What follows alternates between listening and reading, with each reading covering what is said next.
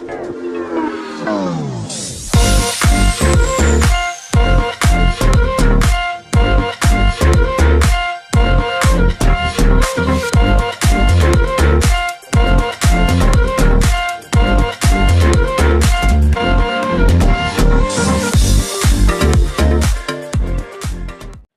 semua, salam sejahtera Malaysia.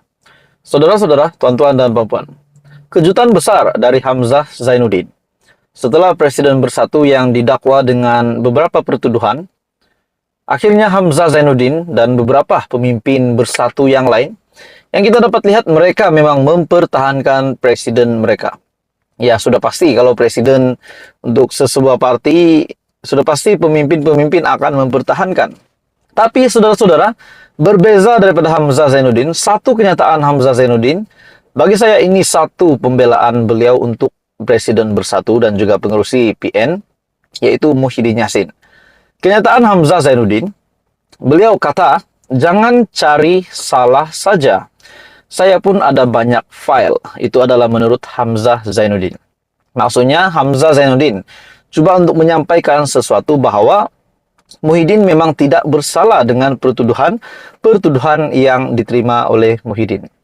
Oke, saudara-saudara, sebelum saya meneruskan, saya meminta jasa baik Anda untuk bantu channel ini dengan menekan butang like, share, dan subscribe. Menurut Hamzah, Ketua Pembangkang membayangkan dia ada file berkaitan pemimpin parti dalam kerajaan, memandangkan dia pernah menjadi Menteri Dalam Negeri.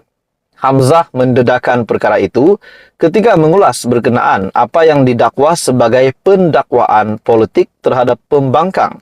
Oke, saudara-saudara, adakah Anda setuju dengan beberapa spekulasi kenyataan daripada beberapa pemimpin yang mengatakan apa yang dilanda ataupun terjadi kepada Muhyiddin hari ini dan beberapa pemimpin di dalam Bersatu yang terima dakwaan berkaitan dengan rasuah? Adakah Anda setuju ini adalah pendakwaan politik terhadap pembangkang? Menurut Hamzah Zainuddin, jangan cari salah saja. Saya boleh cari salah mereka. Adakah ini bermakna Hamzah Zainuddin pun boleh sekiranya beliau mahu mencari kesalahan pemimpin daripada kerajaan? Menurut Hamzah, saya pernah jadi Menteri Dalam Negeri. Saya rasa ada banyak file berkenaan mereka juga terpulang, sama ada saya nak gunakannya atau tidak. Katanya, jika gangguan terhadap pembangkang bertujuan untuk melenturkan semangat mereka, ia tidak akan berjaya. Sebagai ahli politik, kita tidak pernah jadi kecewa, dan malah semangat yang kita dapat selepas ditekan. Pada Jumaat lalu, Presiden Bersatu Muhyiddin Yassin didakwa atas pertuduhan salah guna kuasa dan pengubahan wang haram melibatkan RM 232,5 juta yang didakwa diperolehi daripada 3 syarikat dan seorang individu ketika Muhyiddin Yassin menjadi Perdana Menteri.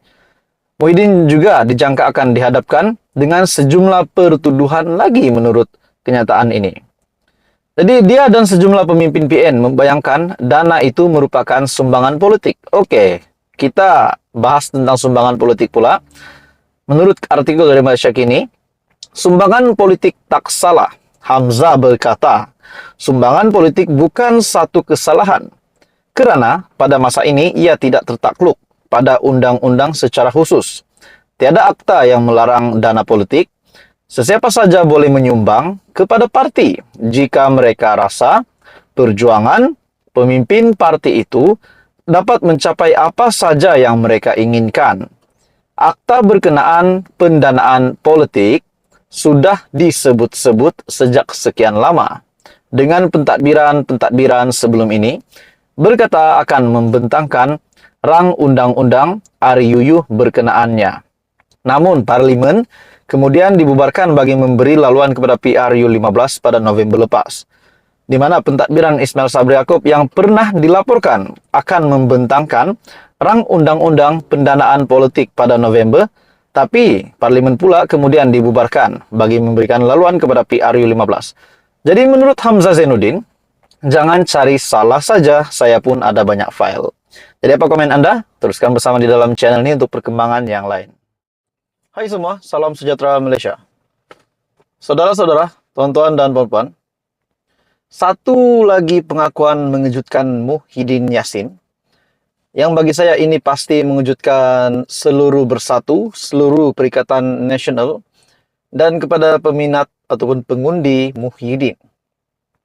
Akhirnya, saudara-saudara, setelah Muhyiddin Yassin yang sah didakwa di mahkamah, dan bahkan satu lagi kejutan daripada SPRM di mana beliau mungkin akan didakwa lagi pada minggu hadapan, pada masa terdekat. Akhirnya pengakuan Muhyiddin setelah beberapa hari beliau didakwa. Satu laporan dari Malaysia kini yang bertajuk Muhyiddin akui sukar tidur malam, keluarga risau. Dan bukan tajuk ini saja yang mengejutkan, bahkan apa yang dikatakan oleh Muhyiddin Yassin. Oke, saudara-saudara, tuan-tuan dan puan-puan, sebelum saya meneruskan isu hangat ini, saya meminta jasa baik Anda untuk bantu channel ini dengan menekan butang like, Anda dipersilakan share, dan juga tekan butang subscribe. Bekas Perdana Menteri Muhyiddin Yassin yang beberapa hari lalu berdepan dakwaan salah guna kuasa dan pengubahan wang haram, mengakui dia sukar untuk tidur malam.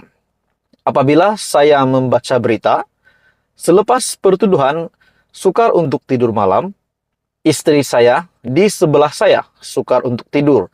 Anak-anak saya risau. Biasalah, itu adalah menurut bekas Perdana Menteri yang juga pengurusi PN pada ketika ini.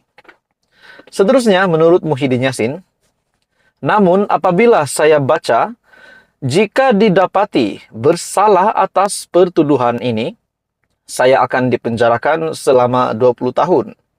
Pada 10 Mac lalu, ahli parlimen Pagoh itu mengaku tidak bersalah atas 4 pertuduhan, salah guna kuasa, dan juga 2 pertuduhan pengubahan wang haram yang membabitkan RM232,5 juta.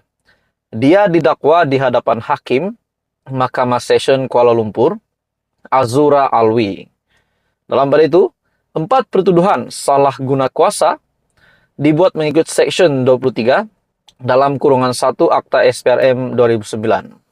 Dia didakwa menggunakan kedudukannya sebagai Perdana Menteri ketika itu untuk mendapatkan RM232,5 juta daripada 3 syarikat dan seorang individu antara 1 Mac 2020 dan 20 Ogos 2021. 2 pertuduhan pengubahan wang haram pula dibuat mengikut Section 4 dalam kurungan 1 dalam kurungan B, Akta Pencegahan Pengubahan Wang Haram, Pencegahan Pembiayaan Keganasan, dan hasil daripada aktiviti haram 2001 dibaca bersama Section 87 dalam kurungan 1 akta yang sama. Muhyiddin yang juga pengurusi PN didakwa menerima RM120 juta hasil secara haram daripada Bukhari Equity Sendirian Berhad antara 25 Februari 2021 dan 8 Julai 2022. Setelah saya melihat dakwaan-dakwaan ini dan setelah saya melihat meneliti kesan ataupun hukuman yang bakal diterima Muhyiddin, sekiranya perkara ini benar, sekiranya beliau didapati bersalah atas pertuduhan-pertuduhan ini, sudah pasti beliau akan dipenjarakan selama 20 tahun seperti pengakuan Muhyiddin Yassin sendiri. Saudara-saudara, bagi saya ini satu duka cita besar sebab beliau adalah bekas Perdana Menteri. Namun kita kena ikut satu orang kata apa? Salah tetap salah, betul tetap betul. Jadi pada akhirnya kita menantikan keputusan terkini. Jadi saudara-saudara, tuan-tuan dan puan-puan, apa komen Anda? Teruskan bersama di dalam channel ini untuk perkembangan yang seterusnya. Jangan lupa tekan butang like, share, dan subscribe.